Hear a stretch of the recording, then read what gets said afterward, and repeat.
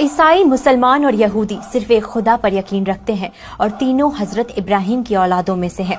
हजरत इब्राहिम के दो बेटे थे, हजरत इस्माइल और हजरत ईसाक। यहूदी हजरत ईसाक के बेटे हजरत याकूब की औलादों में से हैं, जिन्हें इजराइल भी कहा जाता था।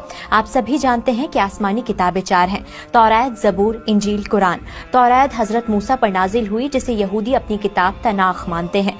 कुरान में तौरात का जिक्र है, लेकिन वक्त के साथ इसमें तब्दीलियां हुई, इसलिए मुसलमान आज के तौरात को मुकम्मल नहीं मानते, क्योंकि खुदा की भेजी किताब में बदलाव नहीं होता। दूसरी तरफ क्रिश्चियन हजरत ईसा, जीसस क्राइस्ट को खुदा का बेटा मानते हैं। हजरत ईसा भी हजरत ईसाक की औलाद से थे, लेकिन ईसाईयत एक ऐसा मजहब है जो हर नस्ल और कौम के लोगों को शामिल करता है। ईसाई हजरत ईसा पर नाजिल हुई किताब बाइबल को मानते हैं, जिसे मुसलमान इंजील मानते हैं, पर मुकम्मल नहीं। और अब बात करते हैं मुसलमानों की। हजरत इब्राहिम के पहले बेटे हजरत इस्माइल की औलाद से अरब कबीला निकला, जो आखिरी पैगंबर मोहम्मद साहब के जरिए इस्लाम को मानने वाला मुसलमान बना, जिनकी मुकद्दस किताब कुरान है।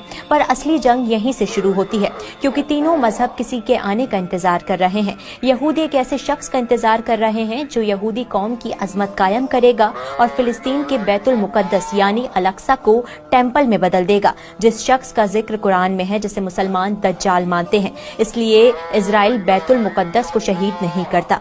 दूसरी तरफ ईसाई यानी क्रिश्चियन हजरत ईसा के आने का इंतजार कर रहे हैं। उनका मानना है कि वो दोबारा यरूशलेम यानी फिलिस्तीन में आएंगे, ताकि कयामत के दिन यानी जजमेंट डे पर गुनाहों का हिसाब लें और खुदा की हुकूमत को मुकम्मल तौर पर कायम करें। तीसरी तरफ मुसलमान भी इंतजार कर रहे हैं कि बैतुल मुकद्दस में हजरत ईसा आएंगे, पर उनके साथ हजरत मेहदी का भी ज़हूर होगा और वो दोनों दुनिया में इंसाफ कायम करेंगे और दज्जाल को खत्म कर देंगे। इसलिए अभी दुनिया में बहुत से जुल्म होने बाकी हैं।